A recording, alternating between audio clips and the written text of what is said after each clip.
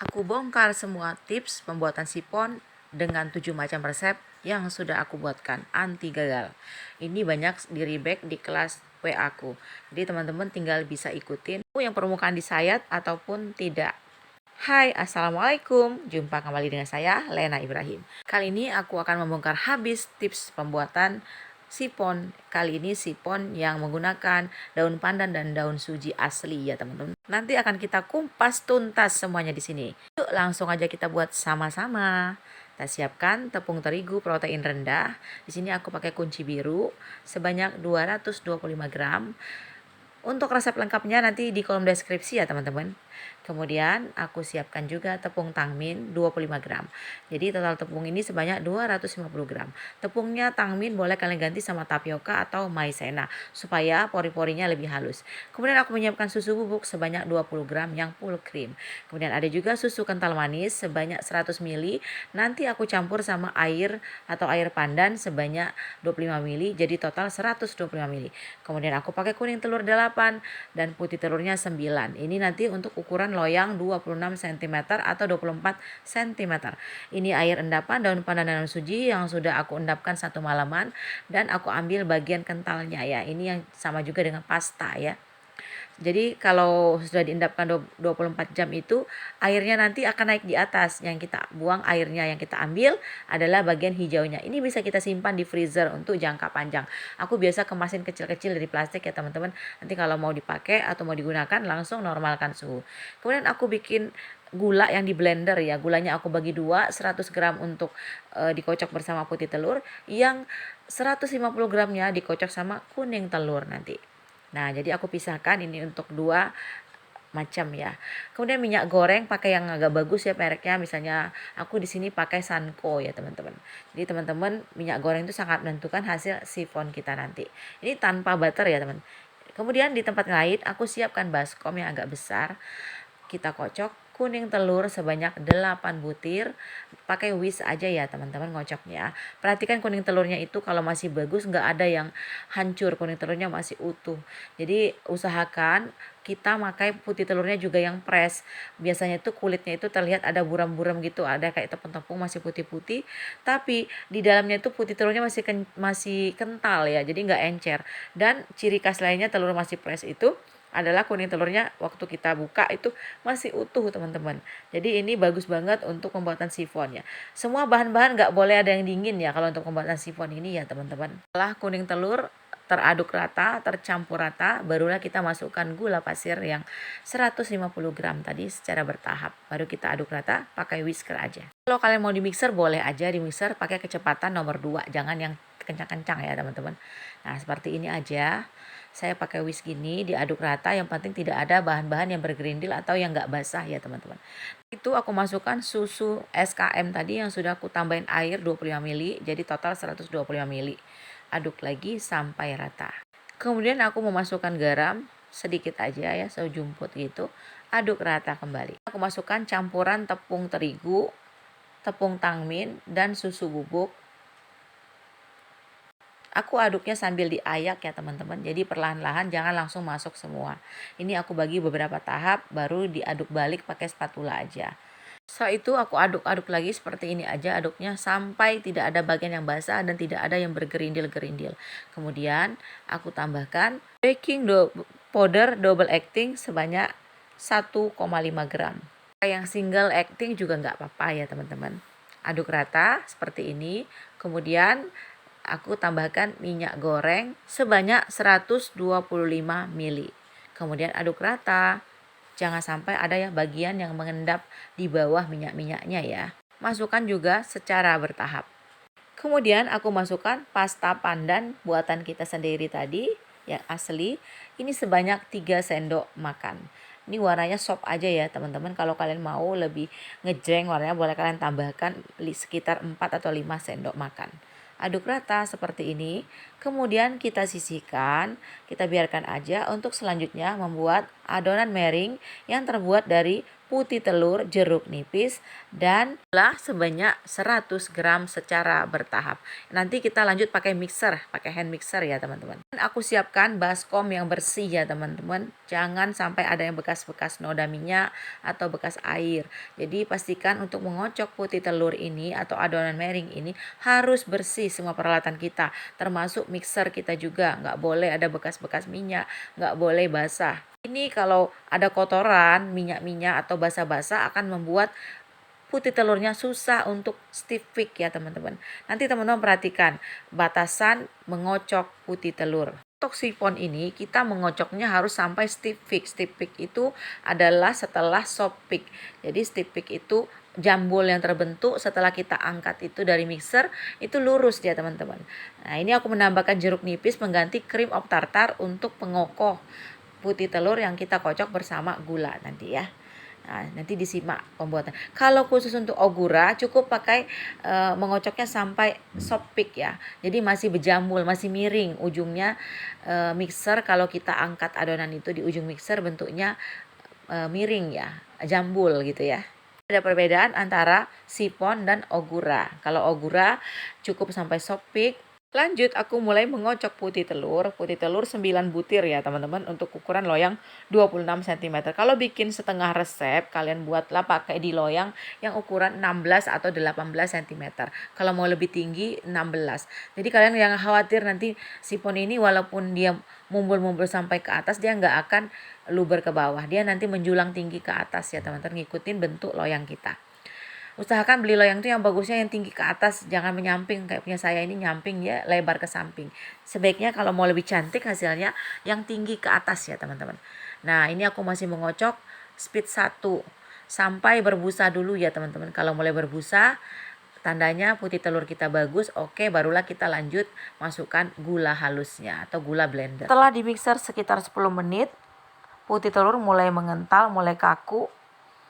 Kita masukkan tadi jeruk nipisnya ya, jangan lupa ya, biar kokoh.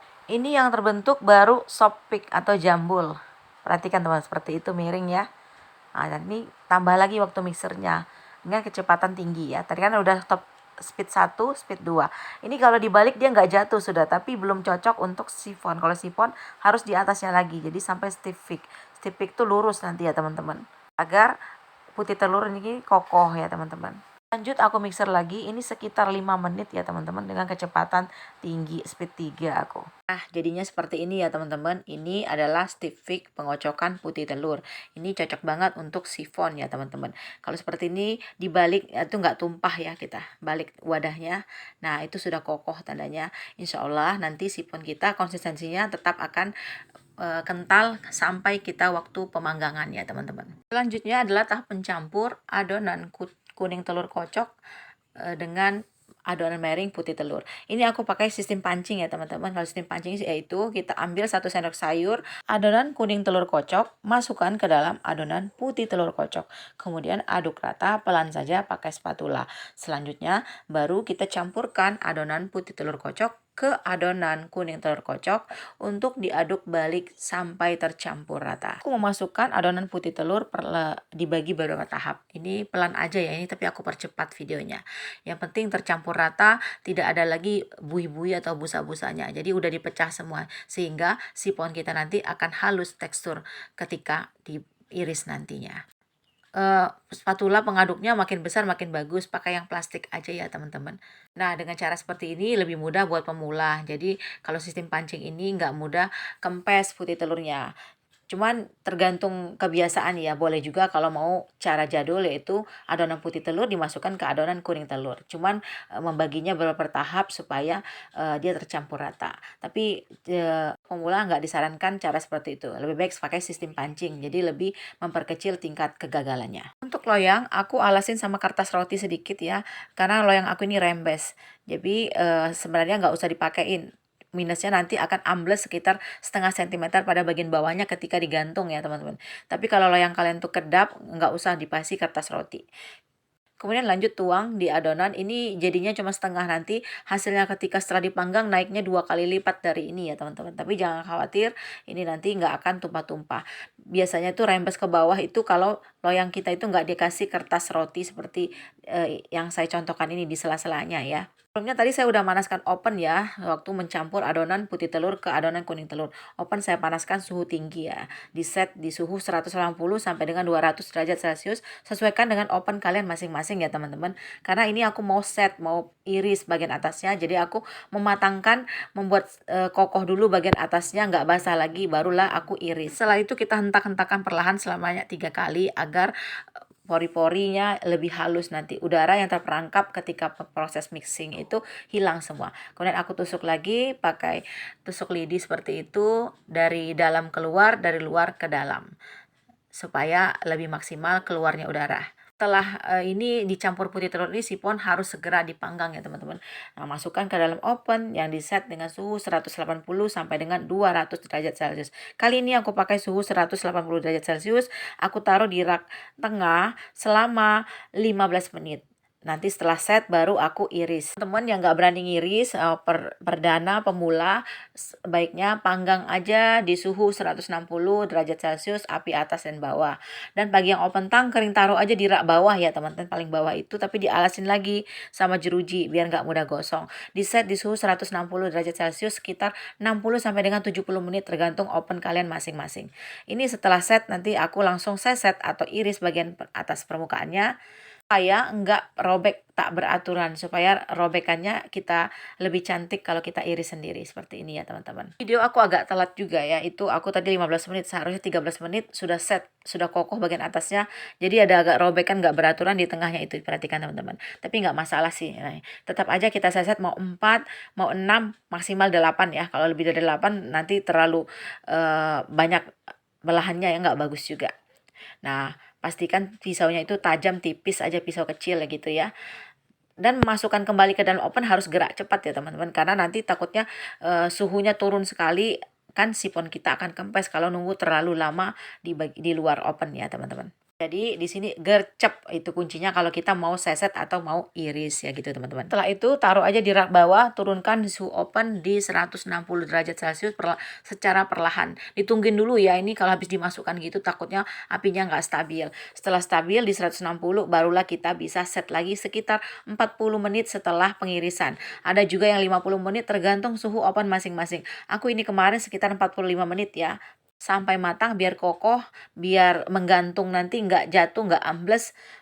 Ciri sudah matang itu permukaan atasnya itu nggak basah lagi, kemudian sudah mulai kecoklatan semua. Pastikan nanti ketika diangkat dari oven ini udah matang semua ya, udah matang merata, jadi dia nyangkut nanti di pinggir-pinggirnya itu nggak ambles.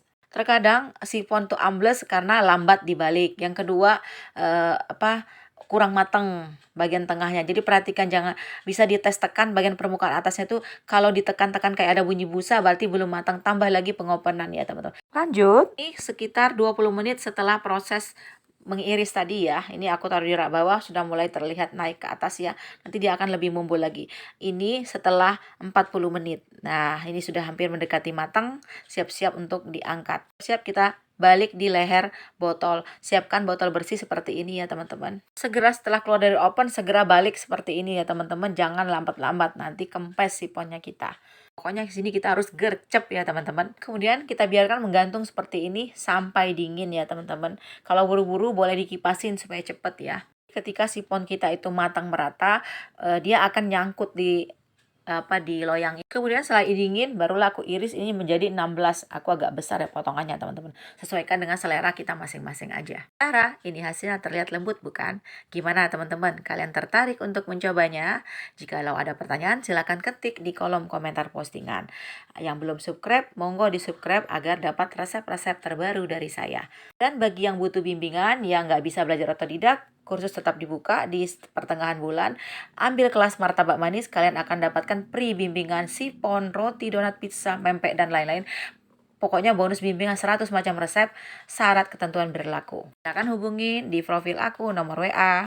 Silakan like, share, and comment. Terima kasih yang sudah menonton sampai akhir. Sampai ketemu di next video. Assalamualaikum warahmatullahi wabarakatuh.